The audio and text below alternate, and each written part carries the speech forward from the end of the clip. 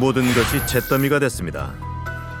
지난 2월 9일 경기도 화성시의 한 외딴 가건물에서 발생한 화재. 수상한 불길은 펑 하는 소리와 함께 가건물 내부에서 시작됐다는데요. 주변에서 다른 사건을 수사 중이던 경찰이 직접 신고했습니다. 하기 저밖에 없다니까요. 저거 하나요? 간접적으로는 인정을 했잖아요. 자기가 했다고요? 뭐 고의성은 아니지만 뭐 허구 어쩌고저쩌고 이렇게 나왔었잖아요. 방화로 추정된답니다. 이곳에 거주하던 세입자 김 씨가 방 안 곳곳에 시너를 뿌린 뒤 전기 난로를 이용해 고의로 화재를 냈다는 겁니다. 그런데 불이 난 이 집은 경찰이 닷새째 주시하고 있던 곳이었습니다. 지난 2월 4일 실종된 집주인 박 할머니 때문이었는데요. 그런데 공교롭게도 세입자 김 씨가 자신이 살던 집에 불을 지른 겁니다. 박 할머니의 실종과 뭔가 관계가 있는 걸까요? 그런데 안에 나도 들어가 봤지. 경찰도 수색하고 하는데 그래서 같이 들어가 보니까 그 쌀을 딱 밥하려고 앉혀놔 놓고 빵, 뭐 호떡인가 뭐 구워 놓고 항상 가방을 요 침대 옆에 여기다 놔두는데 없다는 거예요. 하지만 경찰은 처음에 단순 가출로 추정했습니다. 아들들의 진술 때문이었는데요. 가족들도 그렇고 기도원에 갔을 때가 이제 한 배보다 보니까 좀 20초 조사할수록 뭔가 석연치 않았답니다. 어디에서도 할머니의 흔적을 찾을 수 없었기 때문인데요. CCTV를 통해 확인된 마지막 행적은 실종된 2월 4일까지입니다. 그날 저녁 8시 30분경 교회 버스에서 내린 박 할머니는 곧장 집으로 들어간 듯합니다. 당시 외진 그곳에 있던 사람은 박 할머니와 세입자 김 씨 두 사람뿐이었답니다. CCTV를 확인한 경찰은 김 씨에게 수사 협조를 요청한 뒤 그의 집을 감식하기로 했습니다. 그런데 의심스러워가지고 그 집에다 감식하려고 하니까 집에다 방화하고 그러고 불은 왜 질렀다고 하던가요? 본인이 지금 부인하고 있다니까. 김 씨는 부인하지만 경찰은 증거를 없애기 위한 방화라고 확신합니다. 화재 감식 결과 불탄 집안 곳곳에서 인화성 물질이 확인됐다는 겁니다. 그리고 실종 사건의 단서를 김 씨의 트럭 뒷좌석에서 찾았답니다. 바로 실종된 박 할머니의 혈흔이었습니다. 하지만 증거 앞에서도 김 씨는 모든 혐의를 부인하고 있습니다. 자신의 집에 발생한 화재는 외출할 때 깜빡 잊고 전기 난로를 끄지 않아 일어난 사고일 뿐이고 트럭 뒷좌석에서 나온 박 할머니의 혈흔은 함께 가구를 옮기다 우연히 남겨진 흔적일 뿐이라 주장했답니다. 할머니 지금 어디 계십니까? 한 말씀만 해주세요. 네? 이 모든 의혹에 침묵으로 일관하는 김 씨. 그런데 박 할머니 실종 19일 만인 2월 23일 결정적인 증거가 발견됐습니다. 경찰이 수원의 한 보물상에서 김 씨가 갖다 버린 육절기를 찾은 겁니다. 아침에 문 열려고 보니까 이 자리가 있는 거예요. 누가 팔으려고 갖다 놨나 보다. 이제 이따 오겠지? 그 자체가 모순이 됐더만. 흰말도 없고.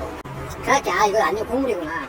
못 쓰는 물건이라 생각해 육절기를 분해하려 했답니다. 그런데 현덕가루 같은 그런 거 까맣게 사고 그런 것이 많이 붙어 있었죠. 육절기에 붙어있던 톱밥 같은 흔적의 정체는 뭘까요?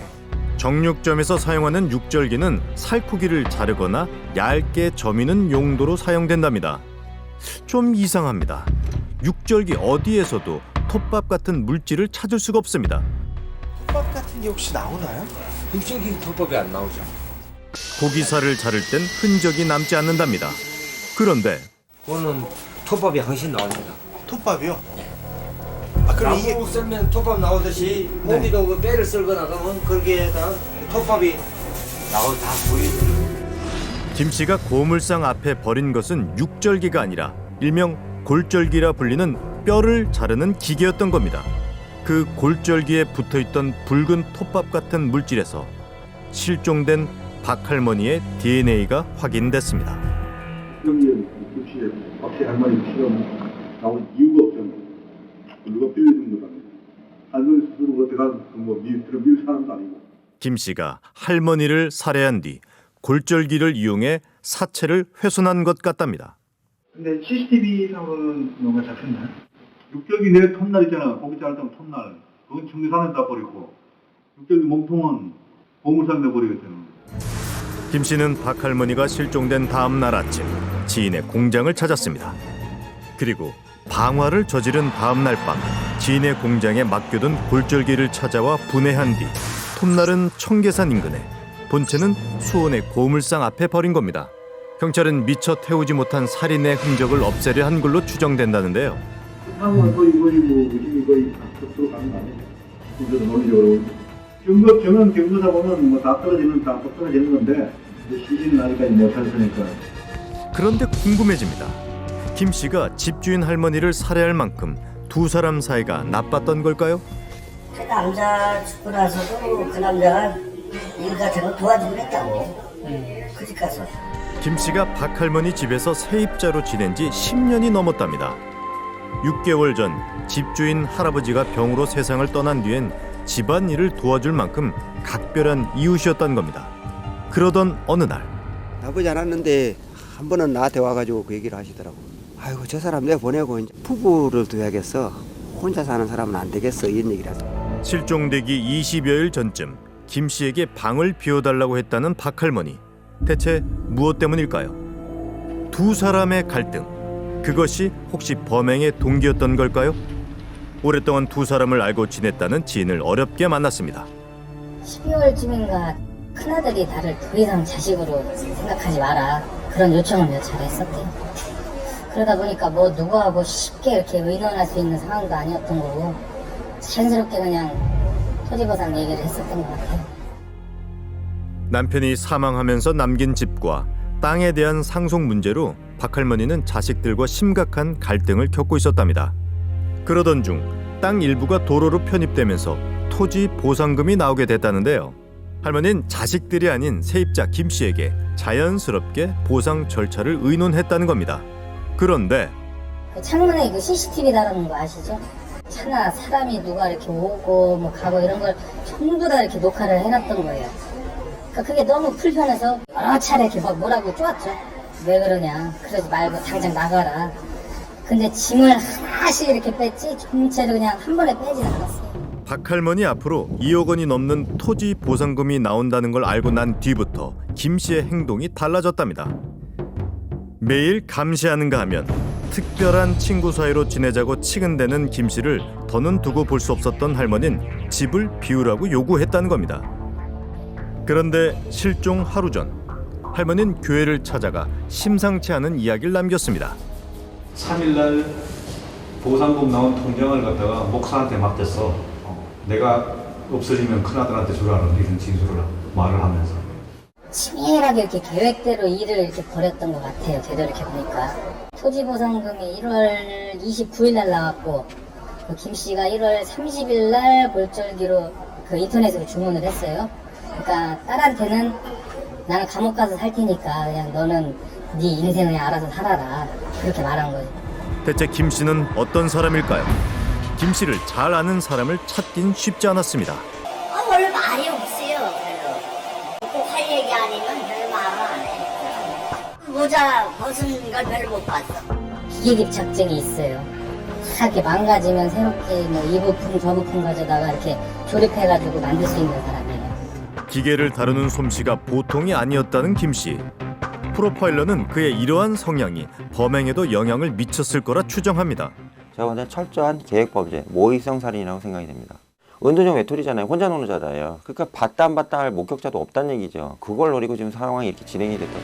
불을 지르거나 산 처리를 해버리면 DNA가 싹 파괴가 되거든요. 시신도 없죠. DNA도 없죠. 그러면 본인 입장에서 알리바이만 명확하다면 완벽한 범행이 될 수 있다는 얘기죠.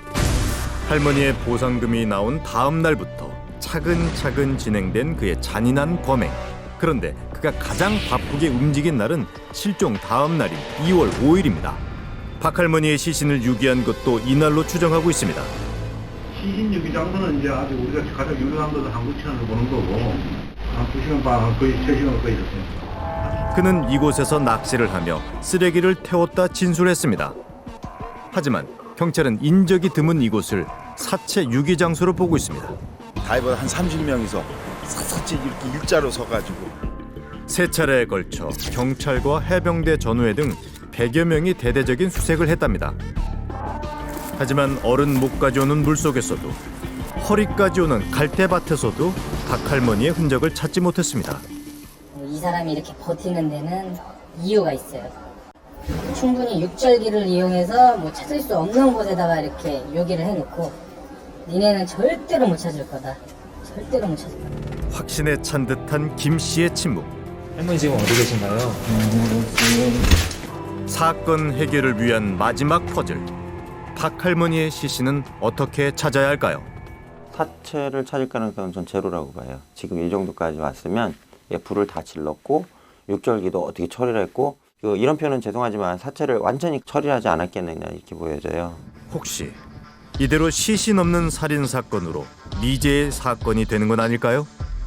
지금 판례는 직접 증거가 없이도 여러 가지 간접 증거들이 한 명의 피해자를 범인으로 지목하고 있다면 그 유죄가 충분히 인정된다고 판시하고 있습니다. 그렇기 때문에 이번 그 화성 사건도 시신 없는 살인 사건으로서 유죄가 인정될 가능성이 충분하다고 생각됩니다.